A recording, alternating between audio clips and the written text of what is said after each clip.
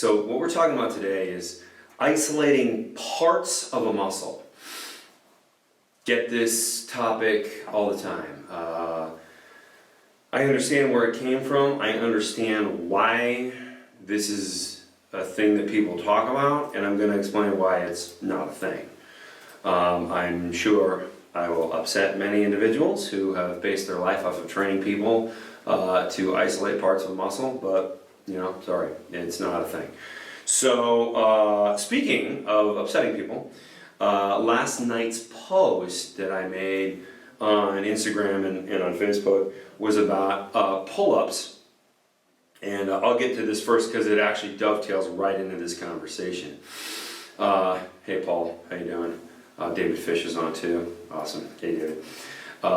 So when we talk about pull-ups, now the research shows that there's more damage in the shoulder joint with pull-ups than there are with rows. Now, keep in mind how research works. Also, Zach Salazar had a lot of problems with what I said, and he's a really smart dude.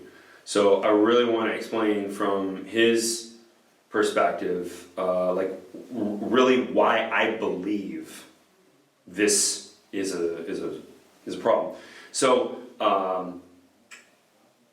when a study is done, and this is something about scientific studies where sometimes the press will run away with the wrong idea of what a study found, or they'll look at some piece of data in the study and not really fully understand the conclusion, or maybe not want to understand the conclusion and kind of intentionally misread it. So when a study happens, what they do is they take one group and they do one thing, they take another group and they do another thing, and then they compare the data. What were the outcomes? So they have a group of people who they have consistently doing one or the other, one thing, and they have another group doing the other thing. So one group were doing bent over rows, another group doing pull-ups, and who had more inflammation in the joint. Often, we don't have, or let's say there's no biomechanics specialist, or let's say these individuals are unsupervised in the study, and they go and often they do their own thing. Well, here's the problem when you do a pull-up. So, if I were to do a pull-up, I would be about right here at the top position. The problem is when you lock out, what happens is you have the opportunity to pull your shoulder back, and sometimes people kip. So they rock their body forward and then use the momentum to bounce off kind of the tendons and ligaments in here and pull themselves back up, and the swing of their body to get them moved forward so they just kind of pop back into position. Well, your tendons and ligaments are not rubber bands. They're tissue that you need functioning for the rest of your life. And also keep in mind, this joint right here, this has the greatest range of motion of any joint in the human body. So don't fuck it up. You really have a lot of opportunity to screw up your shoulder in your life. And so what I'm trying to do is encourage people to go the lower risk road and still get the same or even greater gains. And so when I recommend the bent over row, or when somebody says, hey, should I throw in pull-ups? And I go, yeah, pull-ups are okay. But what you want to make sure is that you're doing something that is going to have the greatest reward and the lowest risk. So you can apply the same thing to investing, right? So you anything you do in life, it's you want a very high reward and a very low risk. So when you do bent over row, especially with variable resistance with X3, you're exhausting different ranges of motion as you go through the diminishing range of the protocol, and thereby stimulate a greater amount of muscular growth. Now, I believe that relatively exhausts the questions on this. I will go back to questions afterward. I saw you guys were smiling about something. Did I miss a good question? Is there a question? No, Keith says nice work on this topic. Oh, thanks, Keith. So let's talk about the falsehood of fitness, of isolating a part of a muscle. So I'm going to go with an obvious, outrageous example first. And then I'm going to talk about one that almost everybody seems to be a fan of. And then I'm going to talk about the clinical research on the subject. So all the time we hear people talking about how, let's say one particular physique star athlete will have like an incredibly tall peak on their bicep, right? You know, you'll see them do that and it's just like, wow, they have a really tall peak. And then so they're like, hey, I'm gonna write a program. See the people on Instagram, they can see that? Yeah. So what the question is, somebody has an amazing bicep and they say, well, here's my routine, here's how I did it. And people think, okay, so what this guy did is how to build a bicep of that shape. And so, like Robbie Robinson, for example, was a bodybuilder in like I think like even 60s, 70s, and 80s. He's still in shape. He's an animal, awesome guy, and a cool guy. I met him. So what he would talk about is like outward rotation while he does bicep work. And that's how you build the peak, because it really focuses on the outer head. And having some training in physiology and biomechanics, like your bicep shortens, like a muscle shortens. If that muscle is shortening and it's doing so in a way that your body recognizes, especially in a multi-joint format, or a stabilization in single joint format, like if you're activating your biceps via a bicep curl, like there's all kinds of stabilization going on. You do pick up things with your bicep in a single joint manner and have stabilization going through your whole body to attenuate the forward, the sagittal abrupt loading. And so there's all kinds of effect there, and hence the growth hormone effect that we've seen. Okay, so what would happen was that Robbie Robinson would, he had amazing biceps, and so people wanted to know what his bicep routine was.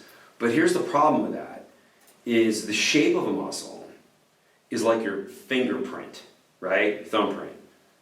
It was that way always. So because the guy had an amazing shape of bicep,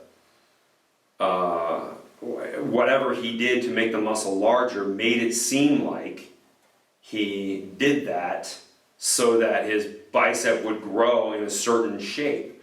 And the same thing with Arnold Schwarzenegger. How many, probably millions of people follow Arnold Schwarzenegger's program, because he had a bicep which looked like, like an apple. Like the tendon was over here and it was really tall. So you would just go, oh, like whatever he did, like shaped it like that. No, he was born with that. And a monument to this is there's like a lot of people who tried to replicate that shape, and they weren't born with a bicep of that shape, they didn't get that. Now, here's another example.